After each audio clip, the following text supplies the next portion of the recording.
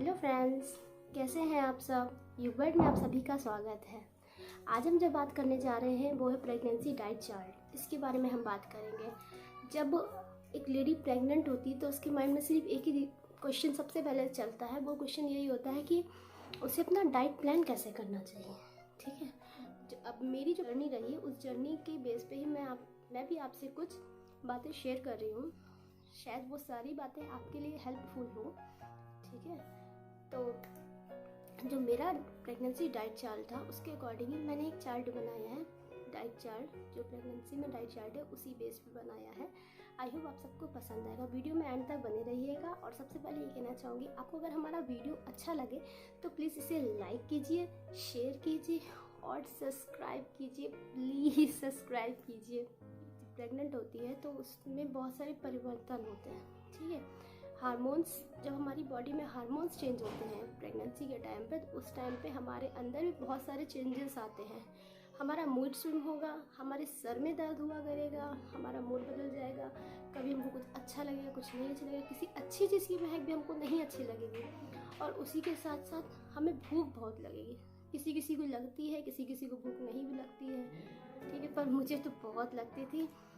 मैं तो बहुत खाती थी।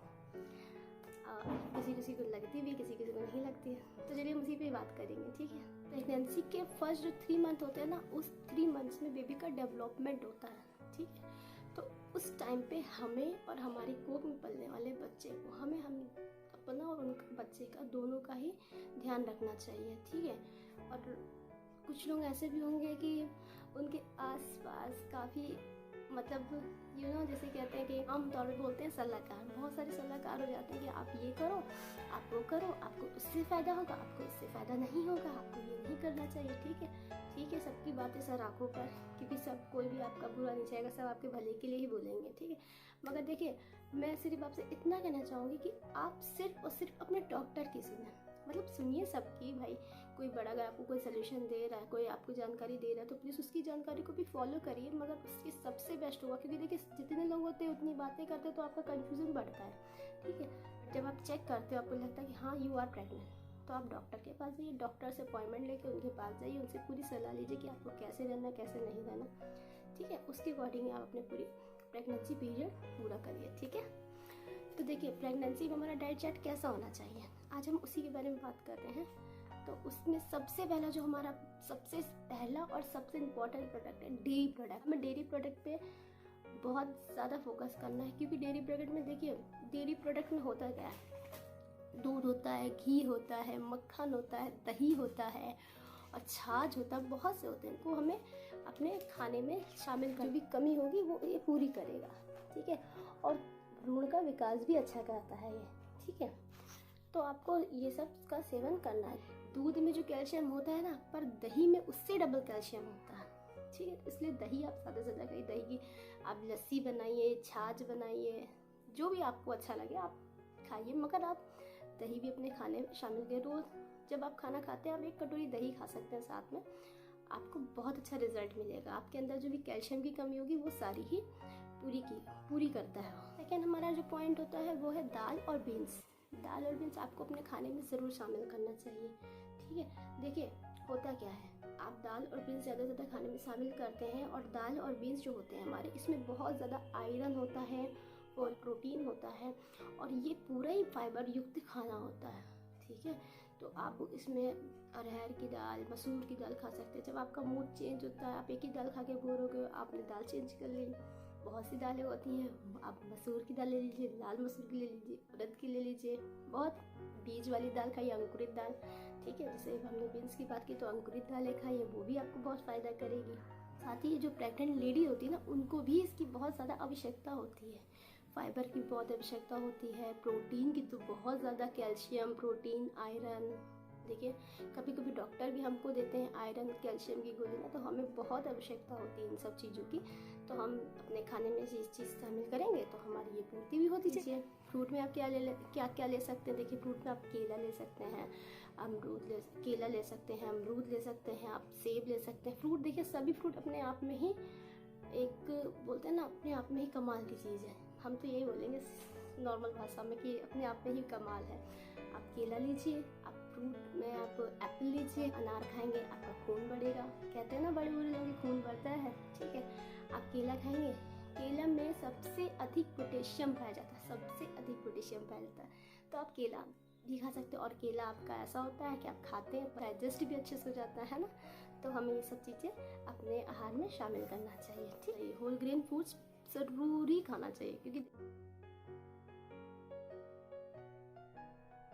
देखिए होल ग्रेन फूड्स में होता क्या है, फाइबर बहुत होता है। हमें गेहूं का आटा ऑब्वियस ही बात है सभी घर में इस्तेमाल होता है, ठीक है। ये खाने में शामिल कीजिए अपने, ठीक है। आप इसी के साथ साथ ओट्स खा सकते हैं, ओट्स खाइए। ओट्स से अगर आप बोर हो रहे हैं तो आप ब्राउन राइस खाइए। आप ब्राउन राइस से बोर हो रहे हैं तो आप अगर ब्राउन राइस से भी बोर हो रहे हैं तो आप पोहा खाइए। पोहा भी तो अच्छी चीज़ होता है भाई, हमारे स्वास्थ्य के लिए भी अच्छी होता है।